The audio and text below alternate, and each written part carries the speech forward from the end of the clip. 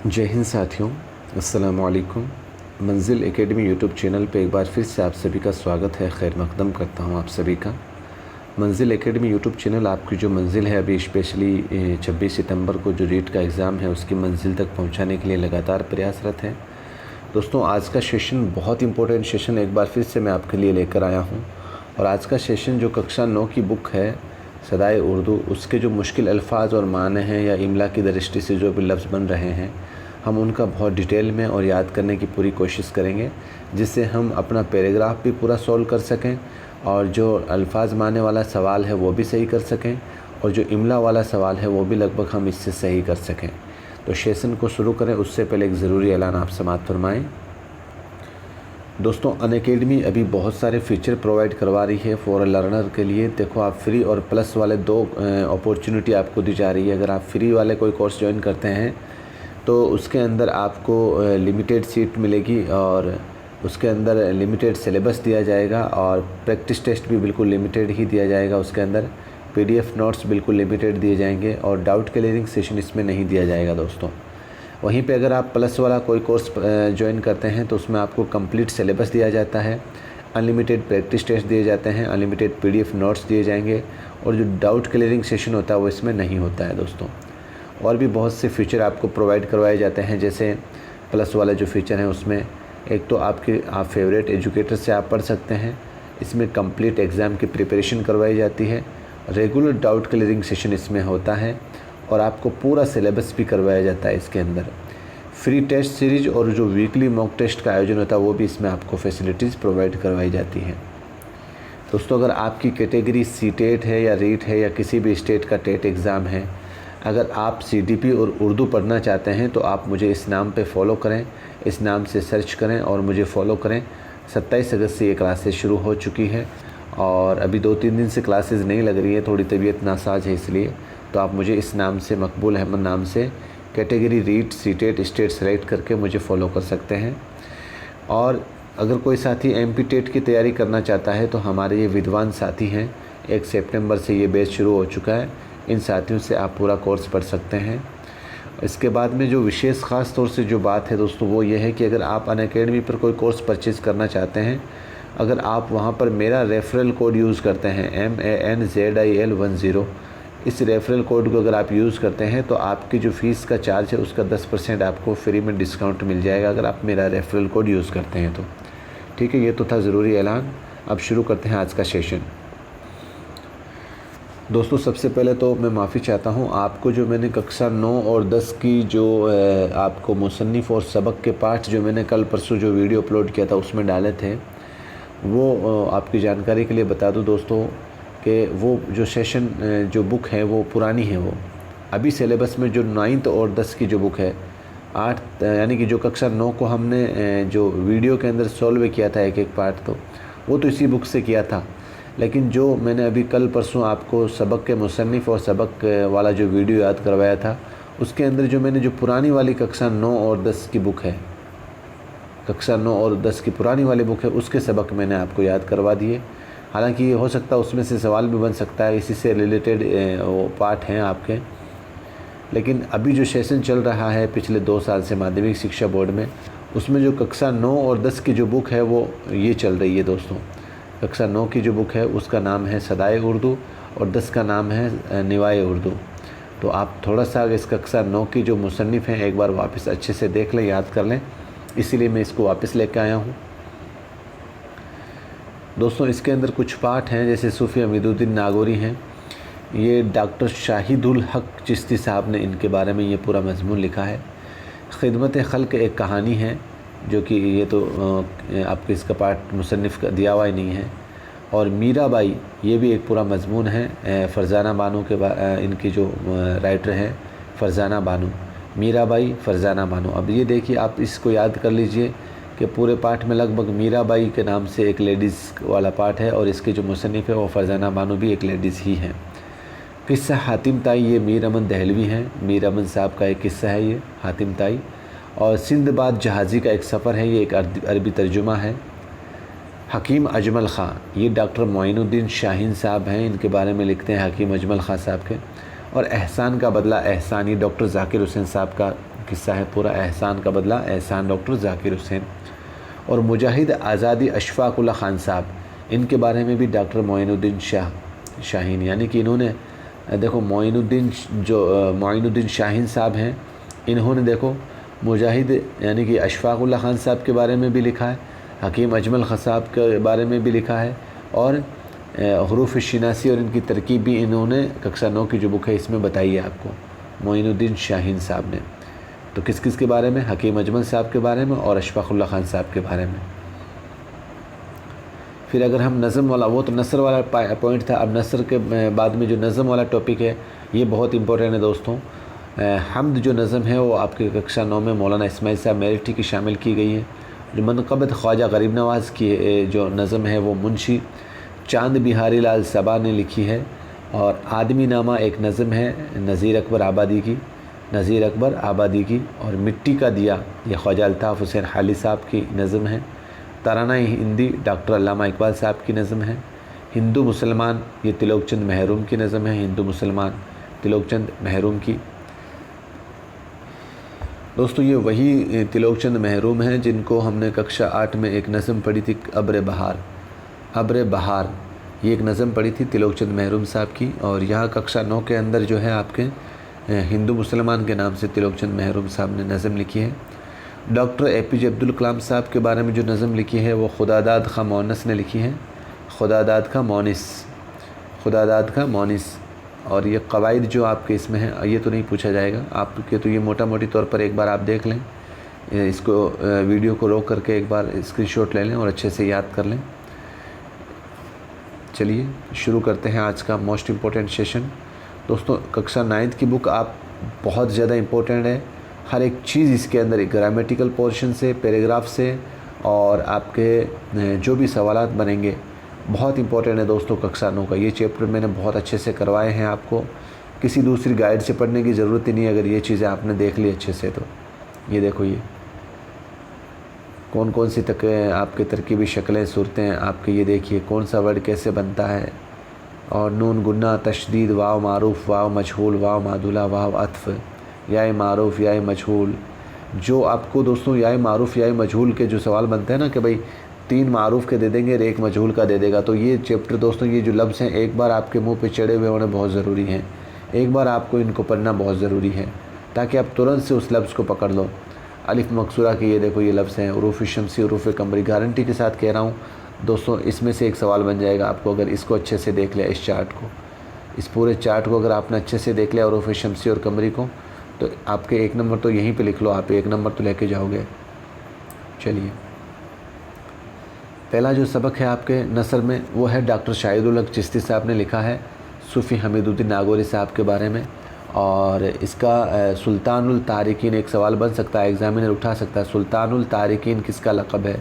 तो सूफ़ी हमीदुद्दीन नागौरी साहब का है, और ये ख्वाजा गरीब नवाज़ साहब ने इनको दिया था। तो पूरी इनके बारे में, इनकी जीवनी के बारे में इस सबक में पूरा बताया गया है, आप आराम से एक बार पढ़ें इसको। कुछ मुश्किल लफ्ज़ लेते हैं इसके। यानी कि रहमतुल्लाह अलैह का मुखफ़फ़ है, जब किसी बड़े ऐसी शख्सियत जो औलिया इकराम, अंबिया इकराम है, या कोई खुदा का कोई वली है, तो उसके पीछे हम रहमतुल्लाह ताला अलैह लगाते हैं ना, तो उसमें शॉर्टकट में ये रह लगाते हैं, ठीक है। फ़जीलत का माना होता है बड़ाई या बरतरी, बड़ाई करना या फ़जीलत करना। आस्ताना का मतलब होता है दरगाह। मुत्तकी का माना होता है परहेज़गार या खुदा तरस, यानी कि खुदा की इबादत करने वाला परहेज़गार। सुल्तानुल तारिकीन ये हज़रत सूफ़ी हमीदुद्दीन नागौरी साहब का लक़ब है, यानी दुनिया को तर्क करने वाला, यानी कि खुदा की इबादत में इतने मुब्तला थे कि इनको दुनिया में बहुत कम रुचि थी, दुनियादारी के जो भी काम होते हैं। हसीन व जमील इसका माना है दोस्तों नहायत खूबसूरत। ख्वाजा सूफ़ी हमीदुद्दीन नागौरी साहब बहुत ज़्यादा खूबसूरत है, उनके लिए ये हसीन व जमील लफ्ज़ इस्तेमाल हुआ है। फ़रेफ्ता का माना होता है आशिक या दिलदादा, आशिक या दिलदादा। शेदा मतलब आशिक या फ़िदा। फ़रेफ्ता का माना देखो आप आशिक या दिलदादा, और शेदा का माना भी आशिक या फ़िदा के माने में होता है। कसरत का माना होता है दोस्तों ज़्यादती। और दोस्तों यहाँ पर काफ सीन रे, कसरत अगर सीन से है तो वो होता है वर्जिश करते हो ना आप, एक्सरसाइज करते हो, वो दोनों में फ़र्क समझना आप। कसरत का माना ज़्यादती हुआ यहाँ पर। विसाल का माना मुलाकात, किसी वली के इंतकाल को भी विसाल कहते हैं। चलिए एक दो लफ्ज़ और आता है, जैसे पीर। पीर किसको बोलते हैं? पीर, पीर बोलते हैं बूढ़ा या तजुर्बाकार। और एक बोलते हैं, एक लफ्ज़ आता है मुर्शिद, आप इसके में लफ्ज़ है इस्तेमाल में, मुर्शिद यानी कि सिखाने वाला या उस्ताद। और एक आता है मुरीद। मुरीद लफ्ज़ जो होता है वो होता है दीनी इल्म में शागिर्द, कोई दीनी इल्म के अंदर कोई शागिर्द होता है तो। और एक होता है खलीफ़ा, इसी में आया है वो आपके खलीफ़ा। तो दोस्तों ये होता है अपने उस्ताद की जगह पर बैठकर उनकी ज़िम्मेदारियाँ अदा करने वाला, उसको क्या बोलते हैं? खलीफ़ा। चलिए, तो ये आपके पहला पार्ट हुआ।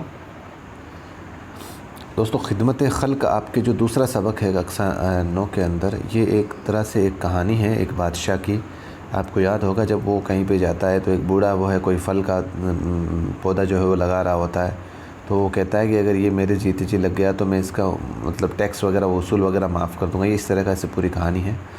तो इसके जो मुश्किल अल्फाज एक बार देख लेते हैं।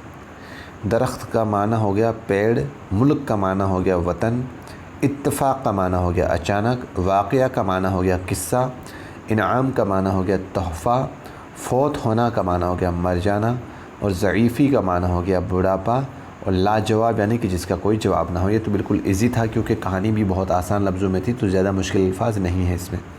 चलिए आगे बढ़ते हैं।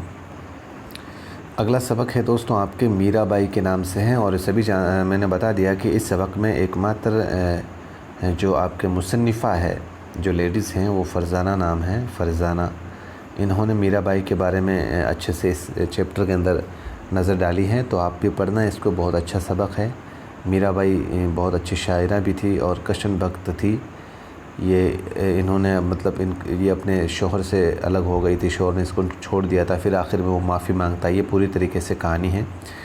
तो इसके कुछ मुश्किल अल्फाज देख लेते हैं अपन। शायरात यानी कि ये शायरा की तानीफ़ है, और ख़वातीन शायरा, कोई ख़वातीन शायरा होती है ना बहुत सारी, उनको शायरात कहा जाता है, और ये शौरा की तानीस होती है। सरशार का माना होता है मस्त या नशे में चूर। सरशार का माना क्या होता है? मस्त या नशे में चूर। खुशगवार का माना होता है दिल पसंद या पसंदीदा। परस्तिश मतलब पूजा या इबादत। परस्तिश का माना होता है अपन कहते हैं ना पूजा कर रही है वो, परस्तिश कर रही है वो। अक़ीदा का माना होता है ईमान या यकीन। ईमान या यकीन, अक़ीदा का माना ईमान या यकीन। और अज़दवाजी यानी कि शादीशुदा, ये थोड़ा सा वर्ड देख लेना आप। अज़दवाजी का माना होता है शादीशुदा। फ़रमान का माना हो गया शाही हुक्म। चलिए ये थे मुश्किल अल्फाज कुछ।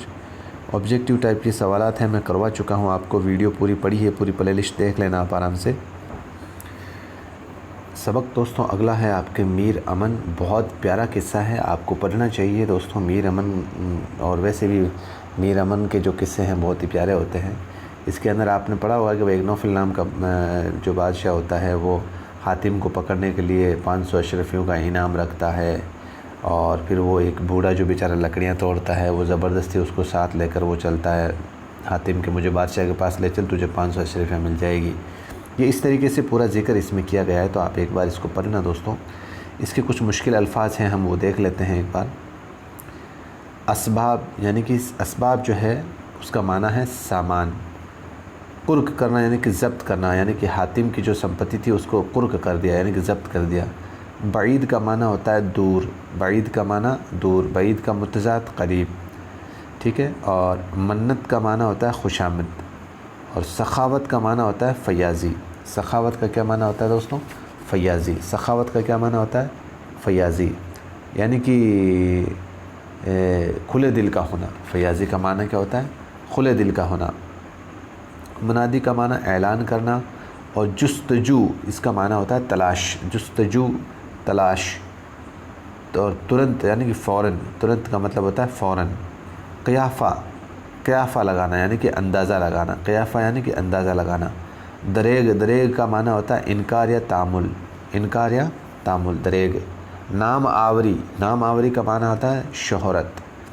तौले, तौले का माना हो गया नसीब। तौले का माना नसीब, ये थोड़ा सा देख लेना आप दोस्तों इसको। तौले, तौले का माना क्या हो गया? नसीब। खातिर जमा का माना हो गया तसल्ली। खातिर जमा का माना क्या हो गया? तसल्ली। और तफावत का माना हो गया फ़र्क। तफावत का क्या माना हो गया? फ़र्क करना। और बेज़ारें यानी कि जूतियाँ, बेज़ारें यानी कि उसके ऊपर बेज़ारें बरसाई गई, 500 बेज़ारें बरसाई गई। उन जो जूता बहाना बना रहे थे ना कि भाई हातिम को हम पकड़ कर लाए थे, उसके ऊपर कितनी 500 जूतियाँ या 500 बेज़ारें बरसाई गई। तो ये थे कुछ मुश्किल अल्फाज, ऑब्जेक्टिव टाइप हैं, ये सवालात करवाए हुए मेरे।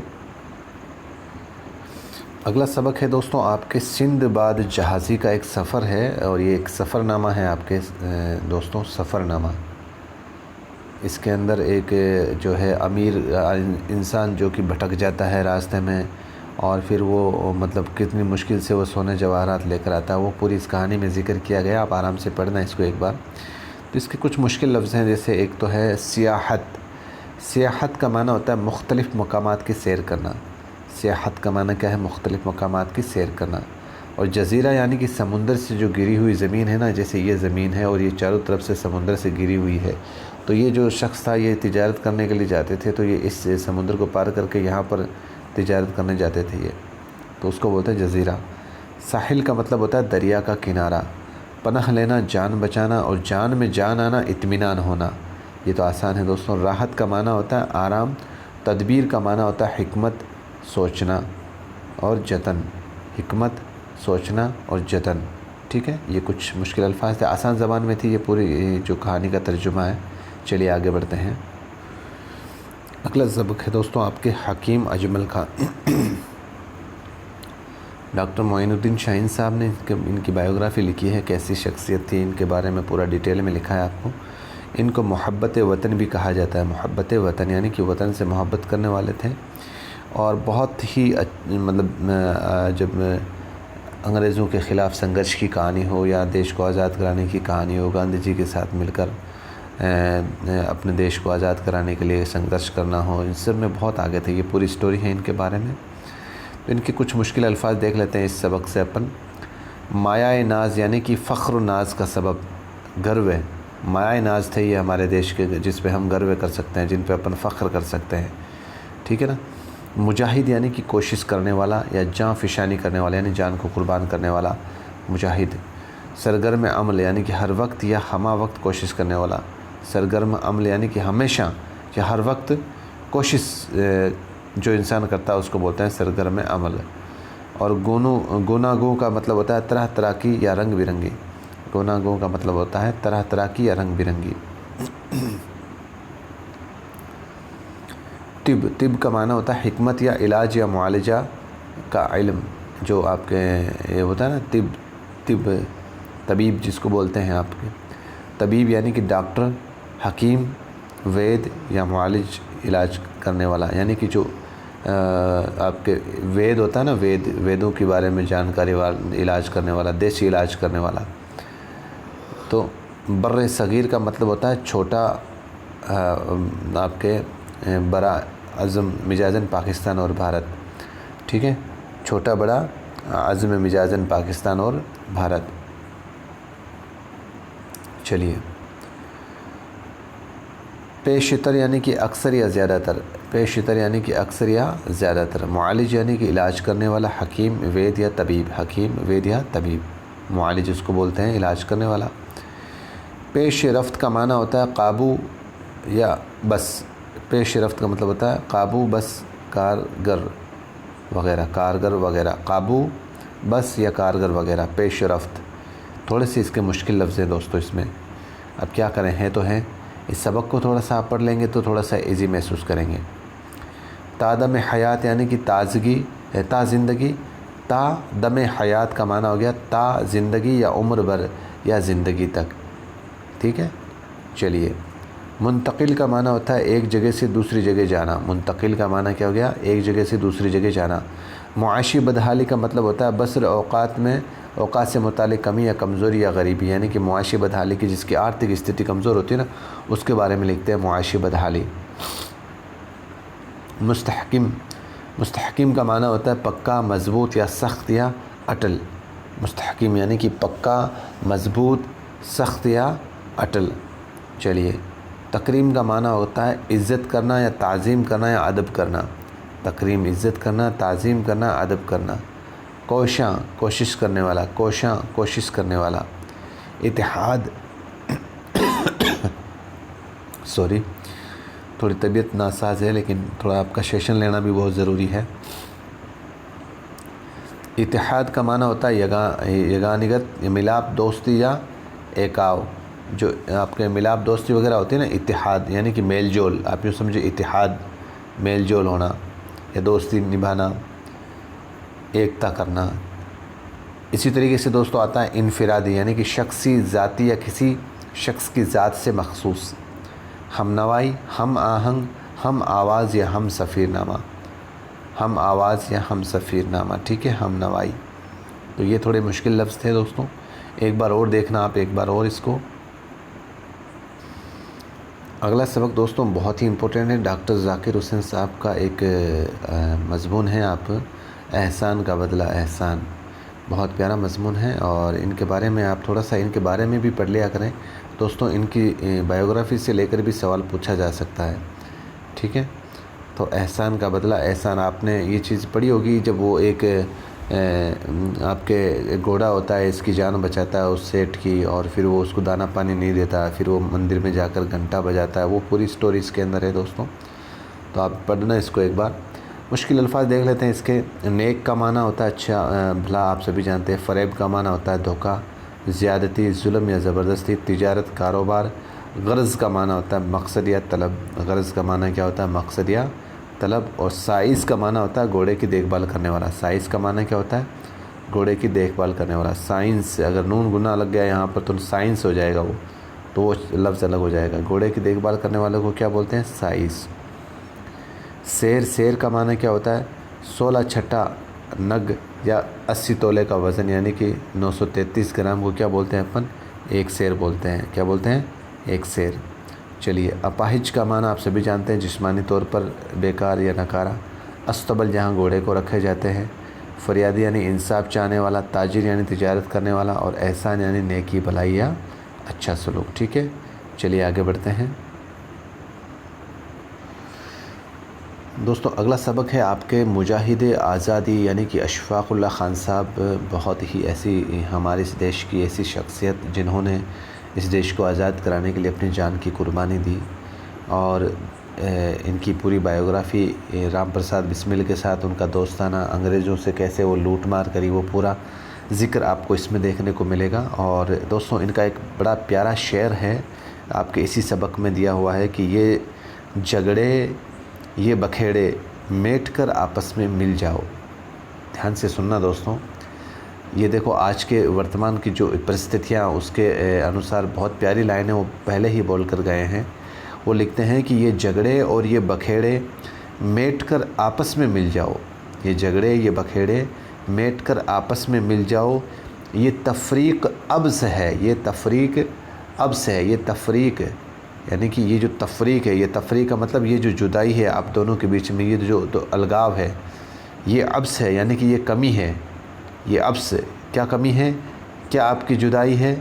आपके जो अलग होने वाली जो कमी है ना, ये जो तुम में हिंदू और मुसलमान की, ये झगड़े, वापस सुनो इस शेर को, कि ये झगड़े और बखेड़े मेट कर आपस में मिल जाओ। ये तफरीक अब से है तुम में हिंदू और मुसलमान की। ये जो अलग होने की जो कमी है ना, हिंदू और तुम में हिंदू और मुसलमान की, ये झगड़े और बखेड़े मेट कर आपस में मिल जाओ। ऐसी दोस्तों शख्सियत थी आपके। चलिए, इनके कुछ मुश्किल अल्फाज हैं, देख लेते हैं एक बार। मुजाहिद का माना होता है जाँ फिशानी करने वाला, यानी कि जान की कुर्बानी करने वाला। अवाइल उम्र यानी कि अव्वल की जमा है, यानी इब्तदाई या शुरुआती, जिसको बचपन में कहते हैं अपन। बचपन के अवाइल उम्री के अंदर, यानी कि जो बचपन की उम्र थी उसको। राबता का माना होता है वास्ता या ताल्लुक़ या मेल जोल। और मुअज़्ज़ज़ यानी कि इज़्ज़तदार या काबिल ताज़ीम। हम जमात यानी क्लास का साथी, हम सबक या साथ साथ पढ़ने वाला। तकफ़ीन व तदफ़ीन का माना होता है कफ़न देकर दफन करना। तकफ़ीन, तदफ़ीन, देखो ध्यान से समझो। तकफ़ीन के काफ आ रहा है कफ़न, और तदबीन दाल आ रहा है दफन। तो कफ़न देकर दफन करना, कफ़न देकर दफन करना, ठीक है। चलिए, अज़ियत, अज़ियत का मतलब होता है एज़ा, दुख या तकलीफ़। एज़ा, दुख या तकलीफ़। इसी तरीके से सऊबत, स्वाद, ऐन, वाव, बे, ते। सऊबत का माना होता है सख्ती, मुसीबत या तकलीफ़। अज़ियत का माना है ऐज़ा, दुख, तकलीफ़, और सऊबत का माना सख्ती, मुसीबत, तकलीफ़। बात तो एक ही है दोस्तों, अज़ियत सऊबत, अज़ियत सऊबत, मुसीबती और तकलीफ़ के माने में आता है। तक़वियत, तक़वियत का माना होता है दोस्तों मज़बूती, ताकत और क़ुव्वत। इनेक़ाद का मतलब होता है मुनक़िद करना या यकजा होना, यानी कि एक जगह होना। इनेक़ाद यानी कि मुनक़िद होना। मज़ीद का माना होता है इजाफ़ा, बढ़ोतरी या ज़्यादती, बढ़ोतरी या ज़्यादती। अमली जामा, किसी काम को वक़ू में लाना, यानी कि उस काम को पूरा करने की लास्ट स्टेज पर लाना। फ़रार, फ़रार का माना भाग जाना या गायब होना, सभी जानते हैं आप। मुश्तरका का माना होता है मिला जुला या साझे के तौर पर, मिला जुला या साझे के तौर पर, मिला जुला या साझे के तौर पर।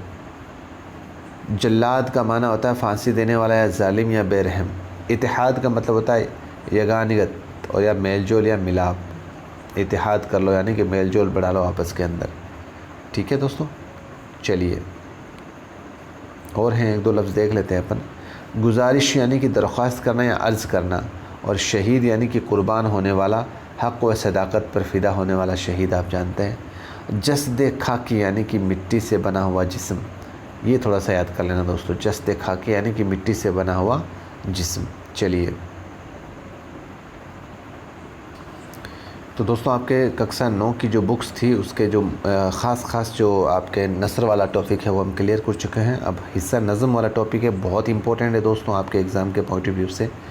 आप सोचते हो ना दोस्तों, ये जो उर्दू अदब के इतिहास से जो सवाल पूछे जाते हैं, जैसे मुसन्निफ़ के किसी किताब का नाम पूछ लिया या उनकी पैदाइश को लेकर पूछ लिया, या ये पूछ लेते हैं कि भाई वो नस्र निगार हैं क्या ड्रामा निगार हैं, तो दोस्तों वो आपकी इन्हीं बुक्स से ही पूछे जाते हैं। अब आप लोग पढ़ते नहीं हो तो उसका तो अब क्या इलाज है दोस्तों। अब जैसे आपको मौलाना इस्माइल साहब मेरठी के बारे में देखो, ये सीधी लाइन लिखी हुई है, मौलाना इस्माइल मेरठी साहब एक अच्छे नस्र निगार और शायर थे। अब आपको सीधा ये सवाल पूछ लिया गया भाई जो इस्माइल मेरठी हैं वो क्या है, नस्र निगार हैं या ड्रामा निगार हैं या कोई आपके दूसरा और 2-3 और ऑप्शन दे देंगे इसमें, तो आपको ये चीज़ें थोड़ा सा आपको इस पर फोकस करना बहुत ज़रूरी है। इन्होंने दोस्तों हम्द लिखी है, और हम्द किसको कहते हैं, देखो हम्द उस नज़म को कहते हैं जिसमें अल्लाह ताला की तारीफ़ बयान की जाए। अब जाहिर सी बात है कि ये जो हम्द जो हम पढ़ेंगे इसके अंदर खुदा की तारीफ़ के अंदर सारी बातें लिखी हुई है कि खुदा ने क्या क्या चीज़ें कैसे बनाई है, वो उसका पूरा जिक्र इसमें किया गया है। ये मैंने पढ़ा रखी है आपको। मुश्किल अल्फाज हम चर्चा कर लेते हैं एक बार यहाँ पर। खुशनुमा का मतलब होता है अच्छा दिखाई देने वाला या खूबसूरत, और खिलाअत का माना होता है कीमती लिबास जो किसी बादशाह या अमीर की जानिब से किसी एजाज़ के तौर पर यानी कि इनाम के तौर पर दिया जाए, उसको बोलते हैं खिलाअत। ठीक है। चश्मा, सूता, वो जगह जहाँ ज़मीन से फूटकर पानी निकलता हो, इससे भी जानते हैं आप सभी लोग इसको। तो तस्बीह भी आप सभी जानते हैं, खुदा की पाकी बयान करने वाला शायर या शायर ने यहाँ चहचहाते हुए परिंदों को तस्बीह कहा, यानी कि खुदा की तस्बीह पढ़ने वाला। मयस्सर होना, हासिल होना, मयस्सर होना, हासिल होना। कदरदां का मतलब कदर करने वाला, और कारखाना काम करने की जगह, और रायगा, रायगा का माना हो गया फजूल। ठीक है दोस्तों, तो ये आपका नज़म के अंदर पहला सबक कंप्लीट हुआ। आगे बढ़ते हैं। अब जैसे आपको इसमें सीधा सा ही सवाल पूछ सकते हैं भाई जो नज़म हम्द है उसके शायर कौन है, तो इस्माइल मेरठी। आप इस तरीके से इसका ध्यान रखें। अगला सवाल दोस्तों, अगला सबक जो है वो आप देख लेते हैं। मुंशी चांद बिहारी लाल साबा हैं, मुंशी चांद बिहारी लाल साबा, तूतीय राजस्थान, इनको क्या बोलते हैं, तूतीय राजस्थान। ये देखो कितना इम्पोर्टेंट फैक्ट आपके इस बुक्स में दिया हुआ है भाई। इनका दूसरा नाम क्या है, तूतीय राजस्थान, तूतीय राजस्थान भी इनको बोलते हैं, तूतीय राजस्थान। अब इन्होंने आपके सबक में क्या लिखा है, इन्होंने मनक़बत लिखी है दोस्तों। क्या लिखी है, मनक़बत। मनक़बत क्या है, नज़म का पार्ट है।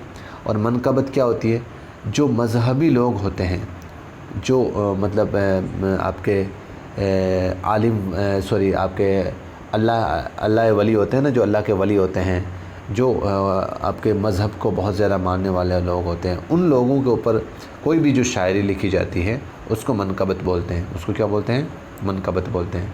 और इसके जो मनक़बत लिखी हैं वो मुंशी चांद बिहारी लाल साहब हैं, सबा हैं, और इन्होंने ख्वाजा गरीब नवाज़ के ऊपर ये मनक़बत लिखी हैं।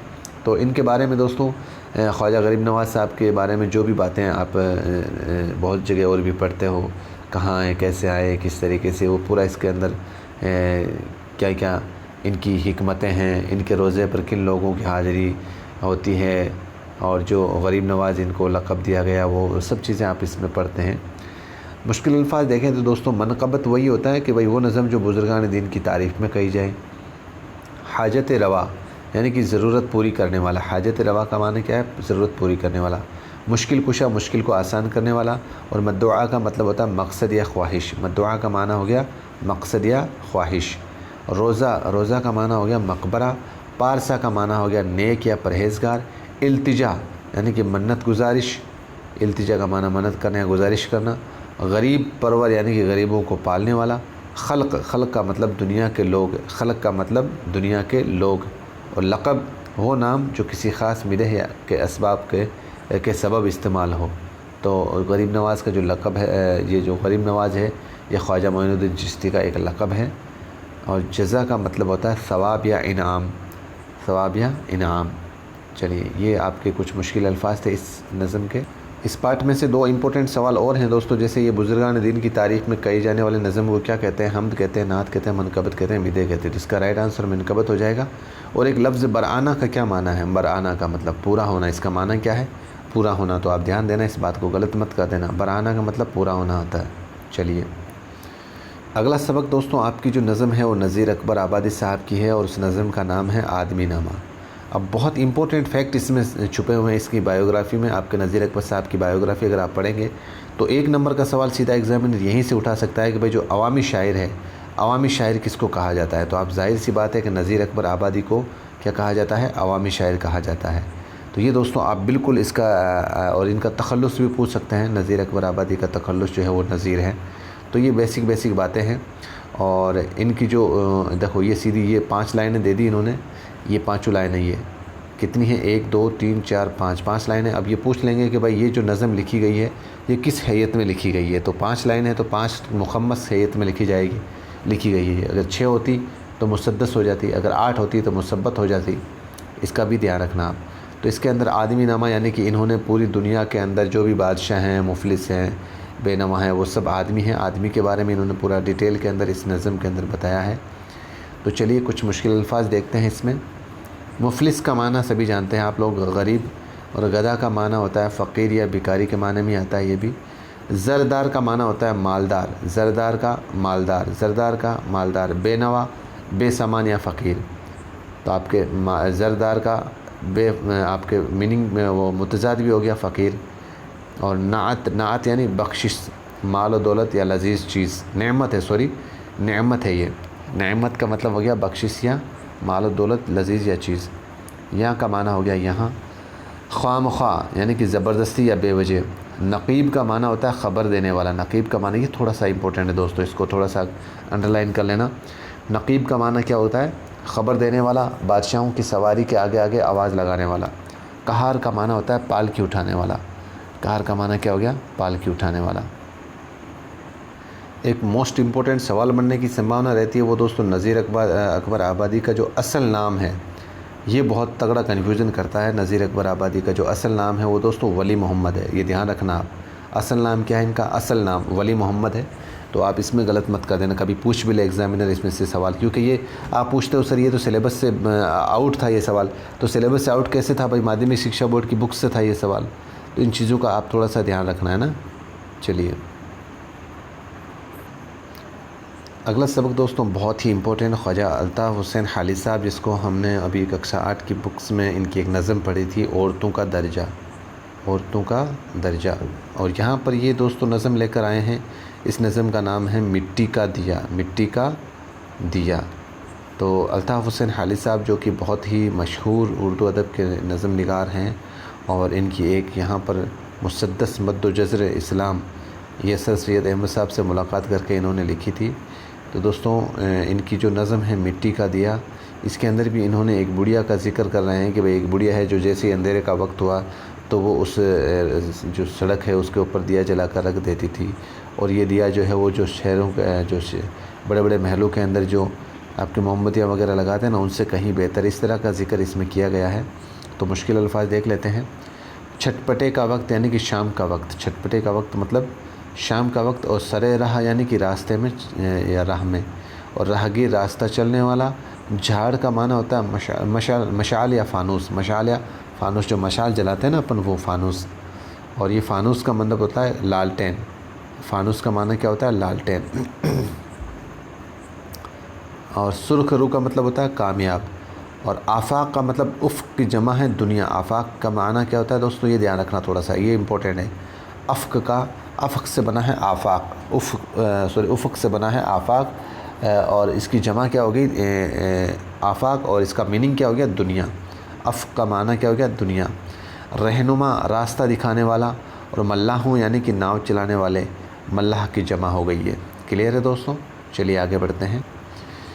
अगला सबक दोस्तों डॉक्टर अल्लामा इकबाल साहब का है। आपके इसके अंदर देखो, इन शख्सियत को कौन नहीं जानता दोस्तों। और जो तराना हिंदी आपके इसमें जो लिखा है गीत, वो तो आज भी दोस्तों हर बंदे के लगभग ज़बान पे चढ़ा हुआ है दोस्तों। इनकी जो देखो, अब आप कह रहे हो सर सवाल कहाँ से बनते हैं, ये देखो, अगर आपको पूछ लिया उर्दू अदब के अंदर कौमी शायर के नाम से मशहूर है अल्लामा इकबाल साहब, अल्ताफ़ हुसैन हाली साहब या डिप्टी नज़ीर अहमद, या एक और ऑप्शन दे दिया, तो आप ये ध्यान रखना अल्लामा इकबाल साहब जो है उर्दू के अजीम कौमी शायर हैं। चलिए आगे बढ़ते हैं। इनका तराना सारे जहाँ से अच्छा हिंदुस्तान हमारा सभी पढ़े हुए हैं। कुछ मुश्किल अल्फाज देख लेते हैं इनका। आबरूद का मतलब होता है नदी। आबरूद का मतलब होता है नदी। और बेर का माना होता है दुश्मनी। बेर का क्या माना होता है? दुश्मनी। पासबा का माना होता है मुहाफिज़ या सिपाही। पासबा का माना क्या हो गया? मुहाफिज़ या सिपाही। और गुरबत का माना हो गया वतन से दूर रहना। वतन से दूर रहना। कारवां, काफ़िला।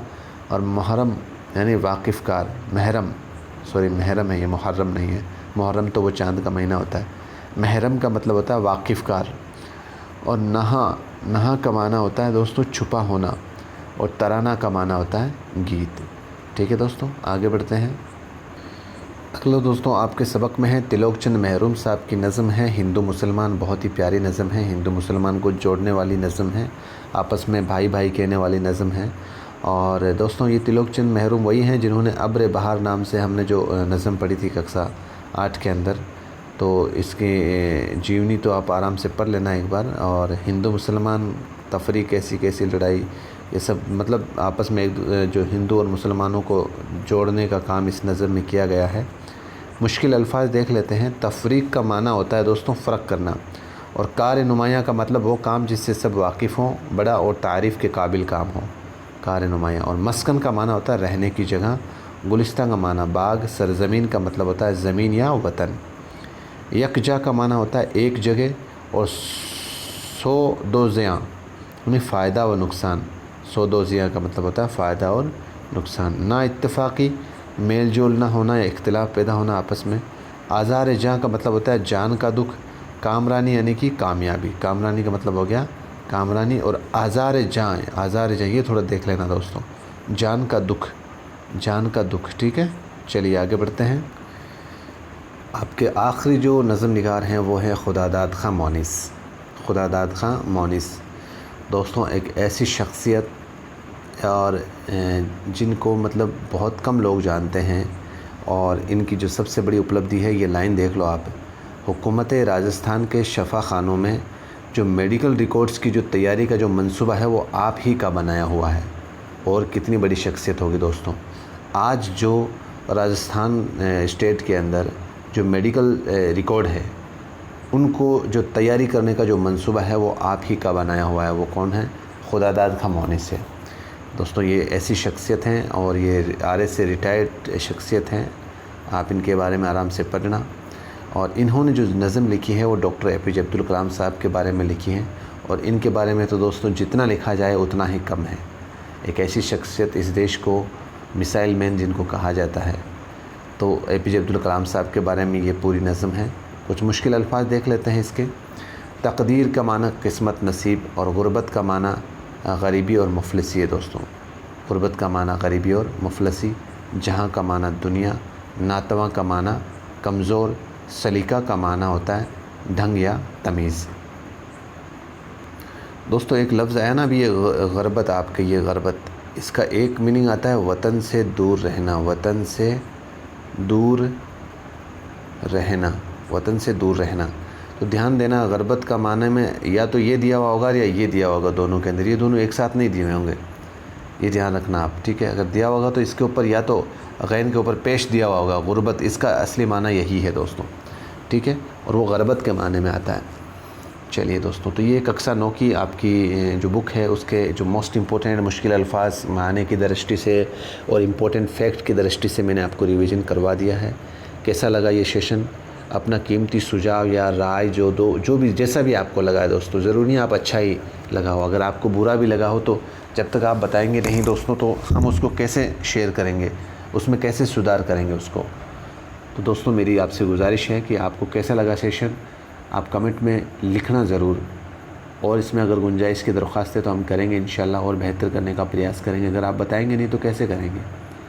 तो दीजिए इजाज़त, और अगर पसंद आया हो तो आपकी मर्ज़ी, जैसा आप ठीक समझें। दीजिए इजाज़त, मिलते हैं एक और बेहतरीन सेशन के साथ। खुदा हाफिज़, जय हिंद।